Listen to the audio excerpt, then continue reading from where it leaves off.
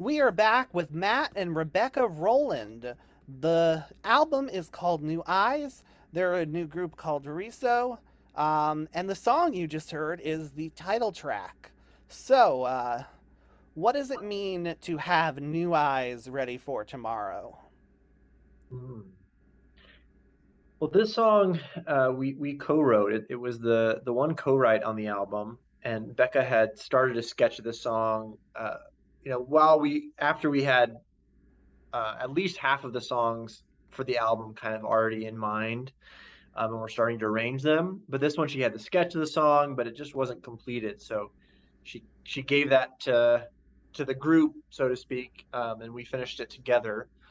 And it's funny that so Becca wrote that line, that chorus line, and the verses we co-wrote, reflecting on different memories from our families over the years. And then so when we were trying to put those stories and those lyrics together, she kind of landed on that phrase "new eyes," and it's definitely taken on a couple of meanings for us. One was we recorded this album and finished it, in the midst of the COVID pandemic. And it just felt like everyone was looking at things differently, and that, our lives had changed so dramatically, and we weren't touring anymore, that we were really stationary. So it felt like we individually were looking with new eyes, and the world kind of had new eyes. And we wanted to be hopeful and embrace that feeling of newness. But also coming through in the writing for that song was the fact that we had our first child in the course of this making this record, and so we decided to put a little nod to her, so that she could enjoy the song as she grows up and know that she was a part of the process.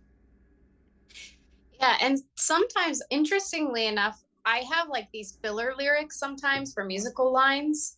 And I originally, the lyric that was just filling that musical line was, I'm not ready for tomorrow. And I didn't actually think that I thought the song had a little bit of melancholy to it, but I just didn't want it to be, I didn't want it to be such a sad song.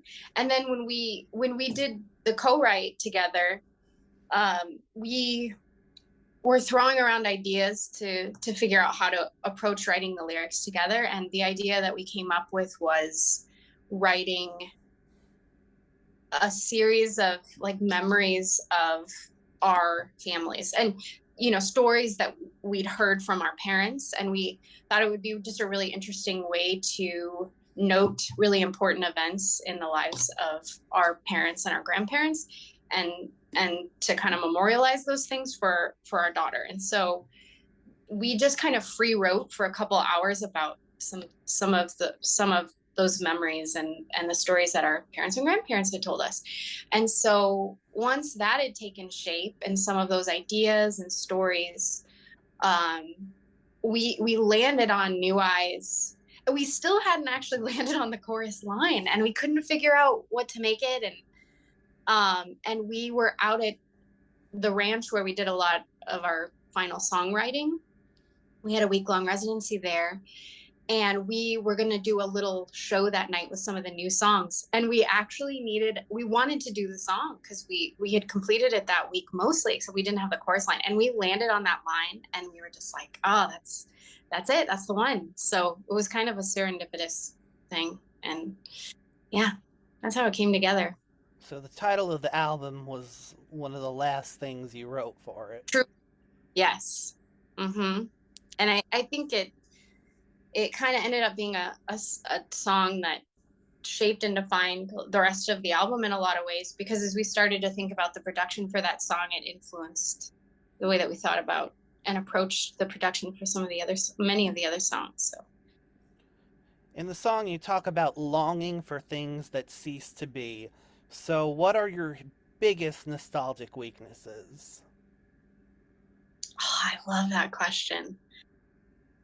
I mean, I said this to Matt so many times recently, and I think it's because it's been like a sobering 3 years for everyone. It's just it sounds like such a heavy thing to say, but it has been. I mean, so in so many ways. And I find myself thinking all the time, especially now that we have a daughter, about the fact that you really have this window of time in which you're young and very, very free, and you're not weighed down by some of the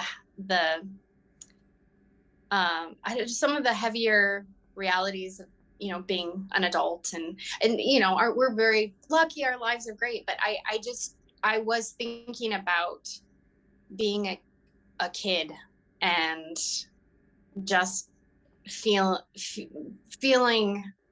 just, I don't know, just very unburdened.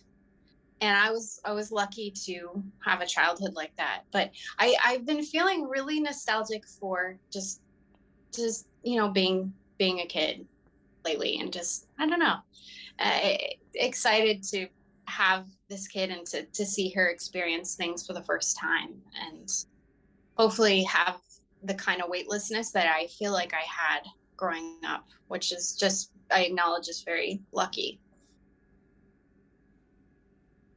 And more specifically, that's about being in Montana, which we went up there every summer when I was a kid, and we have a lot of family in the Northwest. And we went to this place in the middle of nowhere called the Yak, and it's in northwestern Montana, right on the Canadian border, and it really is off the grid.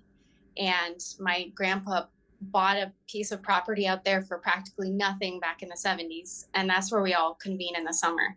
And when we're there, we're just, it's like it always was when I was 10. It's still that way when we go up there.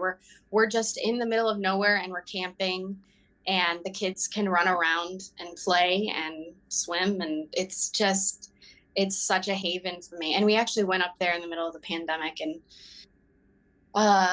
anyway, so I was thinking specifically about my time up there.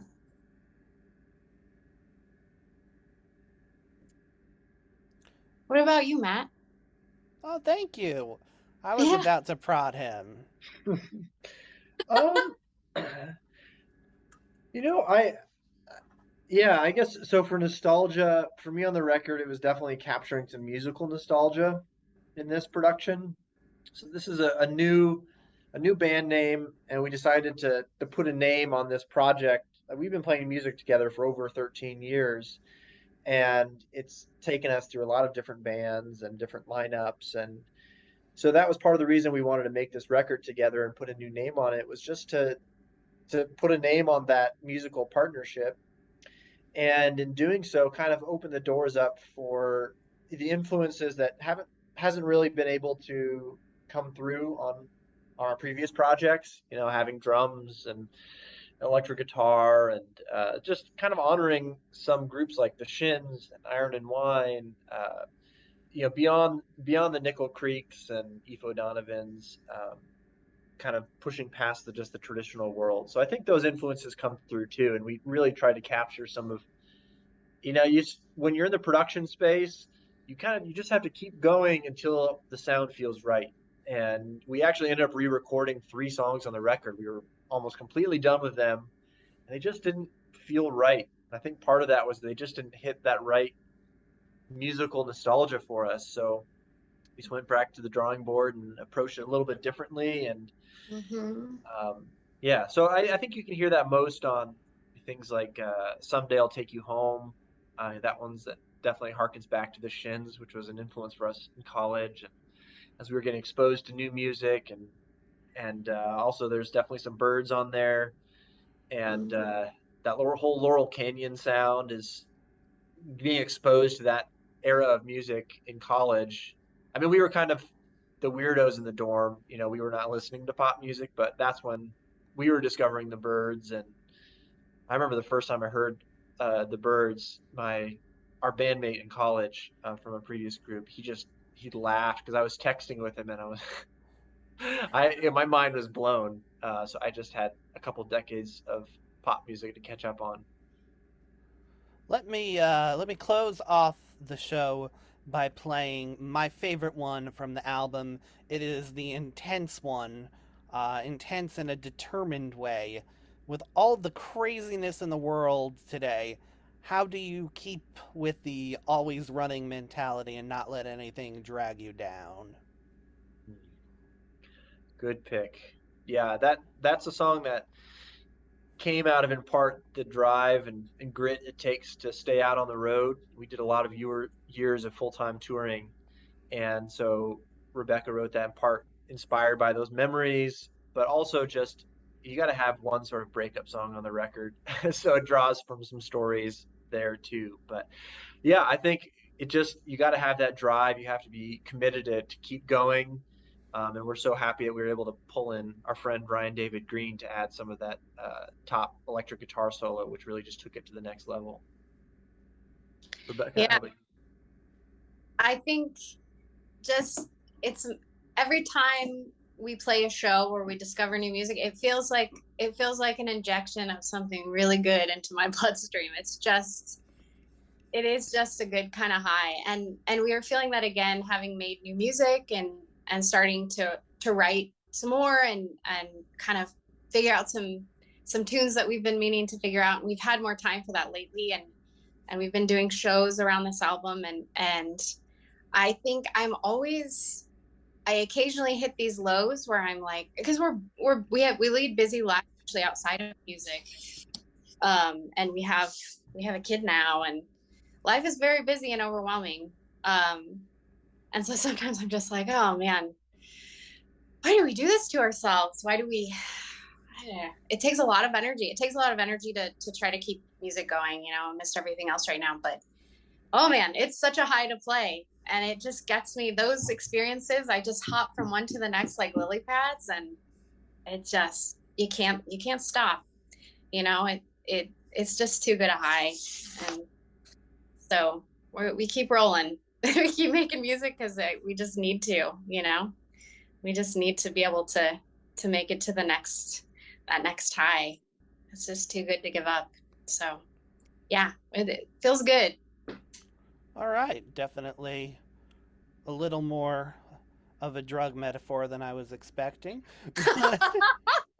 Injecting you know what it feels like to have something good injected into your bloodstream. That worries me. A little secret. I'm a nurse outside of music, and so I myself don't. But uh, I guess I jumped to that metaphor because it's something I see a lot in nursing. Lots of injections on the day to day. All right, all right. I'll choose to believe you. Um, Matt and Rebekah Rolland of RISO, thanks so much for coming on the show. Thanks Thanks for for having having us, Trevor. me. Really appreciate it.